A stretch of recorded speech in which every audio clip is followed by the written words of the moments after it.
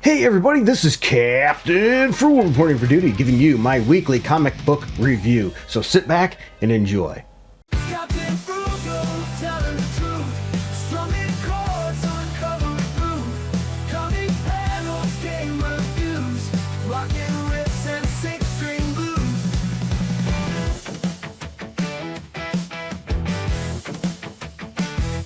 What's the verdict is it rad? Did it crash? Is it bad? Alright everybody, for those of you that know the drill, I go over a bunch of comic books for the week that I chose to read.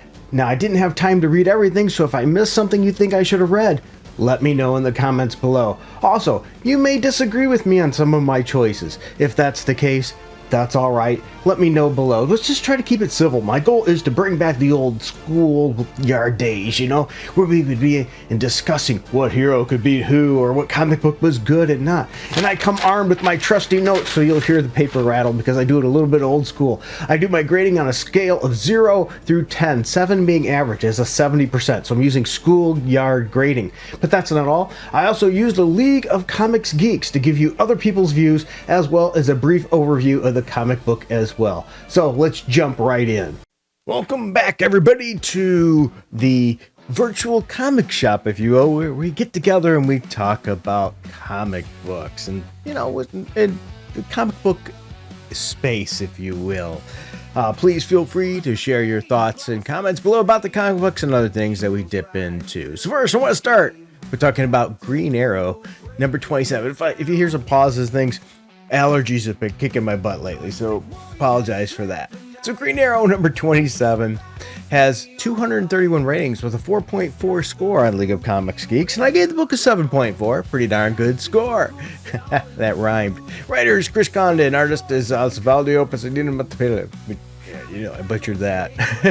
So anyway, Arsenal's missing. As Green Arrow seeks him and looks for clues to figure out what's going on, we find the deadly Crimson Archer. Yes, and we get a fight. Can Green Arrow save a life? Well, you'll have to read to find out. This book has good characterization. I'm going to give it that. Excuse me. But I'm not a fan of the art style in general, but it actually fits, I think, the story in this book pretty good. So it's a solid story. If you like Green Arrow, this book has solid stories, solid characterization, and good story progression. I think you might like this book. And looking over the scores on League of Comics Geeks, there's a lot of 4 and 5s. I don't see much variance here. The biggest variance I see is a 3-star. It says, "Welcome to your overdose." Is the cheesiest thing I've ever read. Like, girl, what the heck? So that was pretty much the only kind that has a big dip there. So it sort of surprised me there. I expected maybe a little bit more variancy, but there just wasn't in that regard. And next one I want to talk about is The Thing, issue number 4, 128 ratings, 4.0 score, very positive, and I give the book a good score too, with a 7.6. The writer on this particular book, I'm struggling talking here with the allergies. I mean, they're really kicking my butt here. Writer is Tony Fleece's, artist is Justin Mason there, and we have the second stringers have fallen, and now it's time for Ben Grimm to hit harder than he's ever punched anyone. Can he stop the unstoppable Juggernaut while protecting an innocent child? And who is watching the battle from the shadows? With that said, I want to start off. I really like the cover of this issue. This was a good cover. A cover of a good comic book should attract your attention and make you want to pull it off the shelf. There's some good, another good alternate cover as well. So great cover there. The thing in this issue does some nice wordplay with the Juggernaut, I must say. There's some pretty good art in this issue too. It seems like in this issue that every B-list character and below is going after the Thing in this issue because the bounty put on his head. And the last page was, well, I'm going to be honest, it was a little cliche. I think we all, especially with this issue, with what the girl's talking to him, and you can see something's building up with her. So the last page is pretty cliche and expected, but nonetheless, it's a fun issue. If you like The Thing, this is probably something for you to check out. And I'm looking over the reviews, and they are a bit scattered on this one. A lot of 5s, a lot of 4.5s, but here's a half-a-star review. Yeah, from Class Comic Book Reader. It says Juggernaut was in a page or so, and that's about it. Some random villain got punched off panel and Jugs ran after him. Okay, I'm going to stop there. If you think this is just some random villain, you don't know your Marvel history. Okay? This is a big friend of Juggernaut. These two worked together for a long time. I recommend that you look up your Marvel history here. I have no idea what's going on, but this character was far from the ruthless mutant I've seen in the past. I was looking forward to a clash, to his clash between the Thing, and that's why I bought this comic, but I did not get that. Okay, I can understand with you that maybe you didn't get as much Juggernaut as you wanted. I'll give him that. But to not know the relationship of that random villain, it means you probably ought to do a little bit of your research into Marvel history. So he's got some good points, got some negative. I'm not bashing this person. He or she, whatever class comic book reader is. Okay, Juggernaut not in there a lot, but that other villain, I'm sorry, that's on you not knowing your Marvel history. Maybe look it up next time. I hope I didn't seem too brutal to that person, but I'm going to steer him into looking into Juggernaut's history. I think you're going to find that you missed the mark a little there. Next one I want to talk about is the Incredible Hulk number 28. Pretty cool cover, by the way, right off the start. 152 ratings with a 4.0 positive score, and I gave the book a good score too with a 7.6. Writers Philip Kennedy Johnson, and the artist is Adam Gorham. Change is coming as Hulk acclimates to his new hard-earned life of solitude. Bruce Banner is reaching out from the Hulkscape with the warnings of imminent danger. If you haven't known that Banner's been trapped in the Hulkscape, can't get out. I mean Banner is. Did I say Banner or say Hulk? I don't know what I said. Hulk's recent allies are going missing, and all these signs point to a mysterious murder in New Orleans. Featuring the return of Francis Burdon as the Ghost Detective, the biggest status quo change in Hulk's history begins here. I wouldn't say it's the biggest status quo change. That's a lot of hyperbole there, but it's pretty good. I'm enjoying it. Decent mix in this one, in this issue of story and action. The art's decent too. The style, I think, does fit the story very well. There's decent story progression in this issue. It's a solid issue. So if you're a Hulk fan, that's good. I'm sort of getting done with this mystical, all this stuff. But you know what? To be fair too, this is an avenue of Hulk that's not been explored as many of the other Hulk kind of avenues, if you will. A lot of people tend to like this story, and I get that. And so overall, if you're not if you're a Hulk fan, you might want to check it out. If you haven't read Hulk in a while, I wouldn't recommend jumping in right now. You'd probably be pretty lost. All right, the next one we'll talk about is Ultimate Spider-Man number 20 with 921 ratings, a 4.0 score, which says, hey, people are reading this more than The Amazing Spider-Man. I think that ought to tell Marvel something. Of course, Marvel's deaf as can be and can't figure things out. I gave this book 7.4. I didn't feel as positive as they did. The writer is Jonathan Hickman, artist is David Messina. The cover is, nothing really to make you pull this issue off the shelf, I'll say that. And we have here, Harry Osborn is alive, and he has a dinner for Peter and Mary Jane. So him and Gwen, they all get together to discuss the future of what's going to happen, what they need to do. Good art, but here's the thing, there's really not much story progression here. And I would say definitely get this issue if you've been reading the series, but if you haven't, this isn't the one to start on. This is sort of a boring issue in a way. I would skip this one if you haven't been currently invested in the story, but if you are, go ahead and get it. I will say Mary Jane does punch Gwen. Seems a little out there, but she does. And the scores are a bit mixed on this one as well. Some 5 stars and things like this. Like here's a 5-star. Mary Jane Watson Parker, your sensitivity and love are a gift the whole world needs in these dark times. So that was a nice line there. Let's look at a 3-star one here. The most frustrating comic book of the century continues. It's harder to be invested in this comic when the creative team keeps faltering. Is this a bad comic? No. On its own, it's quite good. I like to focus on MJ and her feelings on the matter, even if it's this late. It's clear how this is mirroring issue 4. And I like that issue, but this issue is building. I'm waiting for it to pull out the rest of the wording there. And it's this issue is building towards something. This issue is just stalling mostly. And I get that. They're saying it's slow moving. Sorry, once again, allergies are kicking my butt here hard. By the way, if you're watching any of my last video, a couple of them I use some AI for voice, and that's why, just for the record, is because I'm a bit of a mess right now. All right, so as you see here, it's a bit of a mix, a little bit of slow issue. I recommend, as I said, get it if you've been reading it, otherwise skip it. The next issue I want to talk about saddens me. It's the West Coast Avengers number 10. 106 ratings, so 4.1 score, very positive. And I gave the book an 8. And the reason it saddens me is because this is it. It's the last issue of this series. They wrapped it up and it was in a little bit of a rush. We have the writer Jerry Duggan, artist is Danny Kim. We have the Ultron story coming to an end here, and I think it's once again a little bit cliche from Marvel. We see that the good Ultron sacrifices himself in the final showdown with the evil Ultron. I think we all seen this coming. The shame part here is this could have been better. You see, this issue itself has good art, and it has some good story progression here. But here's the thing. Well, I shouldn't say good art. It's mediocre art. I'm sorry.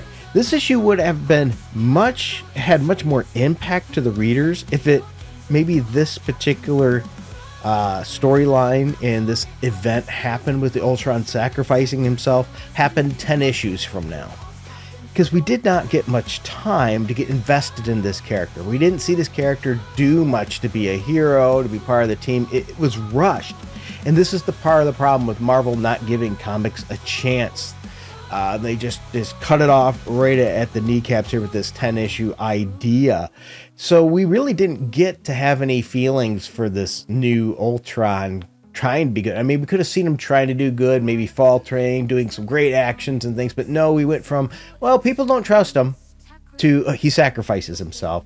We didn't have that time. So the Marvel cancel strategy is hurting good stories like this. I will say it's a solid conclusion, though rushed. Sad that this series had to end, though. What's your thoughts on this story? Were you sad that it's ending? I mean, I was liking what we were reading about Blue Bolt and the evolution of him. We could have got more into Firestar and her alcoholism, but nope, that's thrown away. More with Iron Man putting together a new team with War Machine and how they get together. More with Spider-Woman barely in there. Wasp, we just got Wonder Man in for barely anything. But instead, we got a rush story that threw away Ultron the Scorched and Ultron 1. The scores on this are a little bit mixed, but I'm seeing lots of 4s and 5s. Things like great closure for this run, solid wrap up for this solid run, nothing special and wowing, just tight and clean storytelling. Good ending, wonderful ending to a wonderful story. Thank you for this team, an amazing journey. See, this should not have ended, Marvel. You screwed up. Here we go is one that is just 3.5 stars. The series had its ups and downs, but overall I found this ending very satisfying. It really did have a lot of good payoff for most of the major players of this run. I hope we can see some of these threads continue elsewhere at some point, but as it stands, this was a good ending. If only Marvel would let things actually develop past 10 issues nowadays, and that was from Moonraker. Moonraker, I'm high-fiving you on that one. The 10-issue limitation really was a setback to this particular book, and that's a Marvel fail. And now let's talk about another Marvel Avengers book, and that's the Avengers issue number 29. 151 ratings, 3.9 score, mostly positive, and I gave the book a 7. Not near as high as what they did, evidently. We have the writers Jed MacKay, artist is Farad Karmi, sorry, whatever. The Avengers have cracked the code, but what does Reed Richards have to do with it? Well, here's the thing. We're going to look into the true nature of the murder, and it's revealed supposedly in this issue. Yeah, because the Avengers are going to seek help from Reed Richards. The twist is because all this is happening is because of Reed Richards. It's his fault, and they go over that in this issue. It's a slow-paced issue, a slow-paced story, and I'm going to be honest, it's a bit convoluted. But the art's pretty good, and hopefully this will move in a better direction. The cover's pretty good. It's got some alternate covers that are pretty good as well. I think it could be better, and looking at the scores, it is pretty mixed from people in their views. I'm seeing 3 stars, 4 star, 5 star.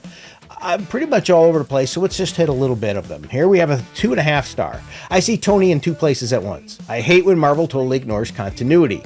Tony was just in the West Coast Avengers book. On the West Coast. Good thing his regular book is canceled, or he'd be in 3 places at once. Anyways, I like the reference to Secret Wars, but I don't really like the art. always, we'd better do something quick or the universe is gone. I'd rather see some topic of less magnitude. You know, this is something I've been mentioning the last few months. It seems like every writer right now on the Avengers has to up the ante above the previous writer and make the magnitude bigger. You know, it's okay to have some stories with the magnitude not as big. The Avengers are too high and mighty these days for my taste. Maybe the Hulk needs to make an appearance, smack them around a bit, and bring them back to Earth. This is my least favorite Avengers book. Yeah. And Grandmaster almost died, an issue that come week ago that was put in it. It was a post after that. So, yeah, I get that. I like this, but I feel comfortable dropping it after this issue. I just get the eventual omnibus. Yeah, the art is fantastic, and though McKay writes a great read, so it was a 3.5 star. Let's look at quickly a 5-star here. I've read and reviewed this for Nerd Initiative. Long story short is that Jed McKay has taken the premise of Kang, the missing moment, and the Grail search, and put the train back into motion. If you want to learn more about the missing moment and where it originated from, check the link for my full review. Well, this person's sort of advertising themselves there a little bit. Okay. Here's a 3-star. Generally, do not know how I feel about this issue of Avengers. Feels like they're trying to capitalize on MCU synergy a bit, but also harken back to Secret Wars 2015. And I don't think McKay is doing a great job of that, but I do find the ideas he's playing with interesting. Let's try to end on a positive note here and look at a 5-star. It was losing me at first until I realized what they were building up to. And then it all clicked. Secret Wars follow-up. But I hope this won't just turn out to be MCU synergy for the incursions it's about to invoke. And I get that. So a lot of mixed feelings there. I'd really like to know yours. Me, I think this is falling a bit flat, a little overly convoluted. I was a big fan, though, of Secret Wars, the last one anyway, in the first place. Next, let's talk about Green Lantern number 26, 207 ratings, 3.7 score, mostly positive. And I gave the book a decent 7.4 score. Writer is Jeremy Adams, artist is V. Ken Marion. And how does an emotionless lantern train an emotional dragon? Sort of interesting take there. Only one way to find out. The avatars of emotion are free. And now, you know, they're actually, they want to sort of, or take the lanterns and synergize with them, sort of take them over. And Hal Jordan's like, no, that's not going to happen. But we also have the Starbreakers and the Green Lanterns fight against them as well. There's good action in this issue. The art's okay. It's a different style. There is some pretty cool covers for this, though, for this issue. The Lanterns fight back against those Starbreakers, kick some butt, send them off running. Overall, this is probably, in my opinion, an average issues. It's far from their best. It's just sort of okay. There's not a whole lot of variance here in the reviews as well, but I found a 2.5 star one. So let's look at that lower one. The event only gets worse and worse. Referencing Lights Out is awful. I don't know what Adams thought he's cooking with Parallax, and the pacing was just so bad. I kept my copium for 28 because it looks promising, but I don't know what to think anymore after reading this one. So that person's probably teetering on leaving the book. So let's look at something runs counter to that with a 5-star review.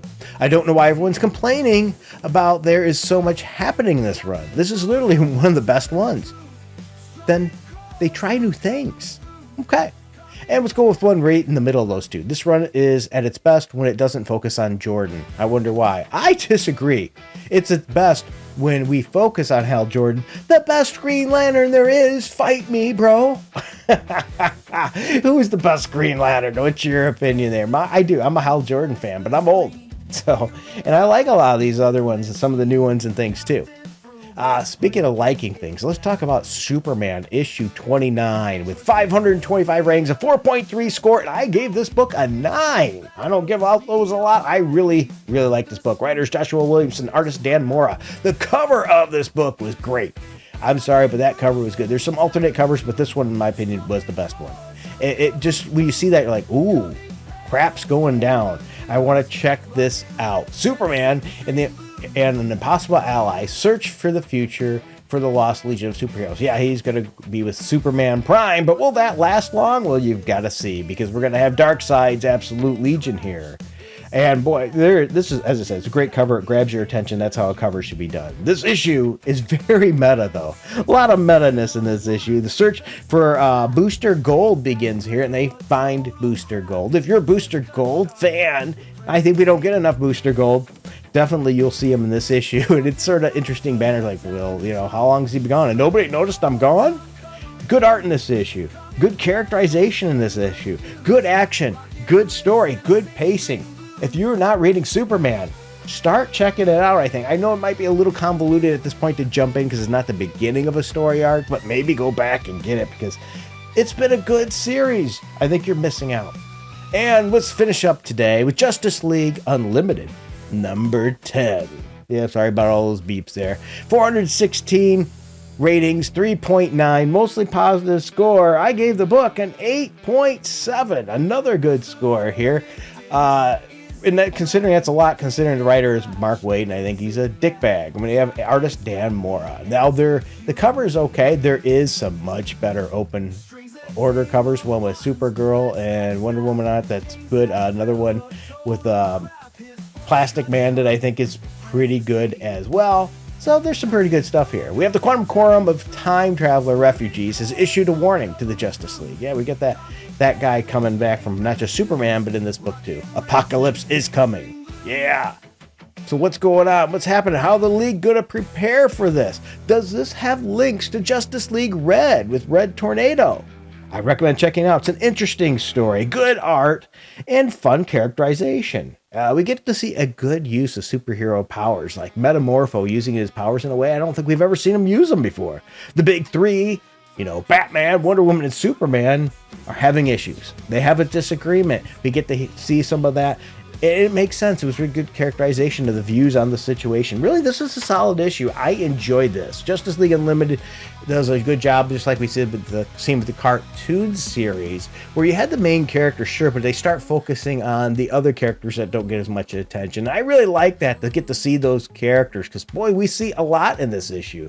I mean, we get Batman, Superman, Wonder Woman, sure, but we get Black Lightning, Blue Beetle, Captain Atom, we get Flash, Geoforce, Metamorpho, Mr. Terrific, we get Power Girl, Red Tornado, Star Sapphire, Steel, the female one. And so we get a lot of different characters, even more. We get Firestorm, all kinds of them in this. Pretty cool if you want to see those kind of characters. But, you know, let's look at a couple other views, because this one does have a little bit more different variations in viewpoints here. So here we go. I'm going to start with a 2.5 star. I'm enamored by Kajos by this is so messy. Everything is happening all the time. The argument is kind of weak. Again, it's wrong, but also right on both sides. It must mean with the betrayal of the hero there. The writing is a little mixed up all over there. So it's like about the second chances. Yeah, I think that was a great point. It was more of a winner. But you gave, ready? Robin costume to Jason Todd. Yeah, that was like a cheap shot, right? Okay, so that person was a little bit all over the place. Well, I was looking at 5 stars. This is my favorite issue of the run so far. I feel like I've been shouting about it for months, but we finally get some time to slow down and have some actual character work with the Trinity here. That's a good point. It's much needed breather, they put actually, while also adding so much needed conflict between our heroes. That's a good point. I agree with that one. Here's the 3-star one. Too much crap going on, to be honest. Chaotic stories can be fun and add to the intensity of a situation, but I'm not really getting that here. I don't need nor want 5 different plots happening at once. So there we go. That seems to be the consistent thing. People are enjoying it. I like this issue. It's slowed down, more characterization. I wish they would have a little bring down the multiple threads all over the place with the plot. So I think that's fair.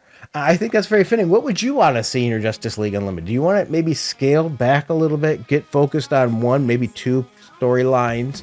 Or do you like it where things are going nuts all over? But I think that's part of the point of the book. We have to have the League grow and be bigger because so much stuff is going on. So, I don't know. That's my thoughts. What are yours? I appreciate you sitting here with me today, especially since I probably sound a little off.